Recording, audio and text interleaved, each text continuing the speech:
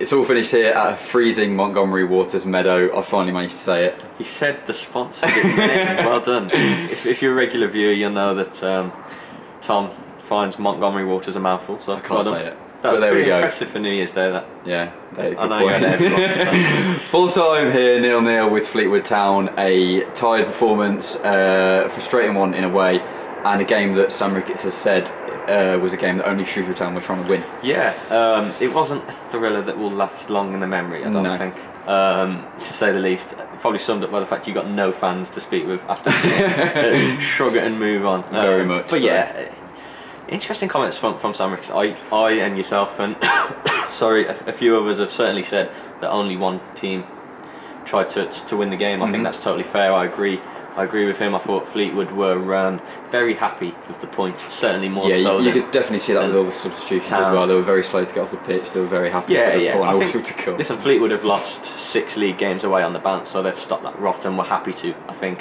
Fleetwood's real only effort on goal came in the 87th minute when Steve Arnold had to dive at the player's feet. It weren't even a shot. Yes, Town didn't really work the Fleetwood keeper either, in the 0-0. But they had certainly more efforts on goal and showed a bit more ambition, certainly after the second half, which is what pleased Sam Ricketts. The boss asked his tired players to up the tempo after the break. He made a change, bringing Gilead on, who was good, one of Town's better players, and it made a difference. There were efforts that just went past the post. I think of James Bolton, who went narrowly wide. Alex Gilead went narrowly wide. Fajiri, Okunabiri should have tested the keeper, went for on goal. He just hesitated a little bit and the chance got away and was blocked a couple of weeks ago. Maybe Faye would have hit that quicker, but yeah, they had a go second half, but it was tired. And the manager spoke to me about the schedule.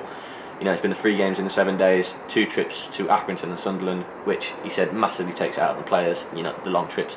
And he said to me, as you can read on the Stars website, how is it fair that Sunderland get home game Boxing Day, home game 29th. It's not really fair, is it? I do agree, and it does take a lot on the players, and they looked tired today. I don't think there was a lack of, I don't think there was not a lack of intent. I just think tiredness, physically and mentally, catches up with you, doesn't it? And it's there are a couple of good performances. I thought Amadi Holloway looked pretty good first half. Actually, probably the standout before he was taken off. Early in the second half, Anthony Grant went off at the break. Sam Ricketts says he was tired.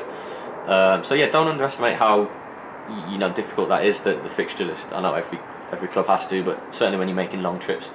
0-0, they kept a clean sheet. They were unbeaten here. That's one of the positives I was going to mention. Yeah, definitely. Looking at some of the stats at full time, I think that's only the 7th clean sheet this season, only the second under Ricketts. So that's definitely something that they will want to improve on, and that's something that they've got today. And it's never a bad thing, is it, getting a clean sheet? No, and Fleetwood, they didn't play well, but they're not the worst side in this league. Especially going forward. I mean, you've got obviously Ched Evans and Paddy Madden, players who at this level have scored a lot of goals in their careers. So absolutely, and they're unbeaten here in all competitions in 9 games, which is decent, and it's 6 in the league. So they're hard to beat here, and they've won won 4 from those 6.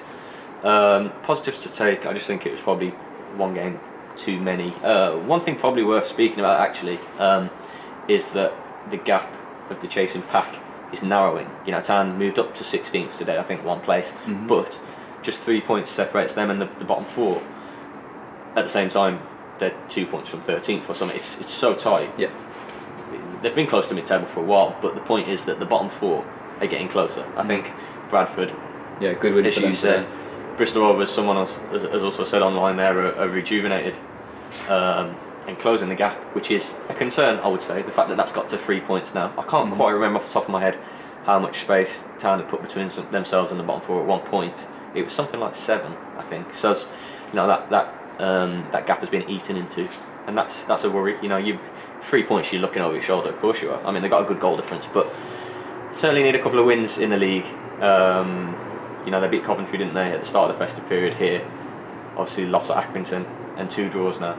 So a win, 2 draws and a defeat over the busy 5 games. We go from here into a little bit of a break in terms of it being the FA Cup and the Checker Trade before the next league game. So let's see what the cup competitions bring. Put this one to bed. Not speak about it too much more because there weren't too much else to say. Exactly, like we said, shrug and move on, and let's do that. Let's look ahead a little bit then into January, and there's someone you spotted in the crowd today. Harry Burgoyne was here, Wolves goalkeeper. Fun Ludlow, from the area. I asked Sam Ricketts about that. I mean, obviously, speculation I saw had sort of started to mount this morning on Burgoyne, and he was at the game today, which I think says a lot. Not just because he was a local lad. I don't think he was here necessarily supporting Shrewsbury, but there you go. I asked Sam Ricketts about it. You can read that on our website tonight when it goes online. He gave very little away. It was very coy, and if you were there for the interview, gave a nice wry smile about it. Read into that what you will. Said, he was around, spoke to him, get on with him, known him for a long time. He asked for some tickets, I left him some tickets, but yeah, I'm not sure. I'm not saying the manager's not telling the truth or whatever, but you got to be coy when you management dealing with the press of these transfer window times, haven't you? Goalkeeper situations, one many have spoke of. Obviously, Steve Arnold gets a clean sheet today. Thought he kept his concentration well that last moment, and it's done largely well. Got a lot of time for Arnold. I think he's a really decent shot stopper. Joel Coleman here on loan on the bench. There's not much point in that, is there? Really, there's not much point in a lone player, especially a goalkeeper, being on the bench and not playing doesn't help anyone. So would it be the biggest surprise in the world to see Harry Burgoyne coming on loan from Wolves? No. Went to Plymouth start of the season, League One. Broke his ankle actually in the summer, so didn't play any games for Plymouth. And now gone back to Wolves, is fully fit after playing for their 23s, and will want to move again on loan. Wolves will want that. Burgoyne will want that.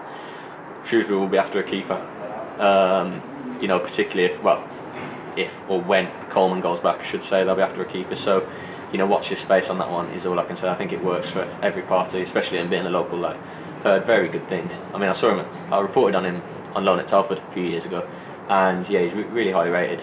For him to be based down the road just adds to it. It's quite a nice story, isn't it? And I think, watch this space.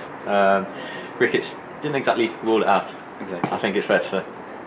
So for all the rest of the coverage from today's game, keep it at shropshirestar.com.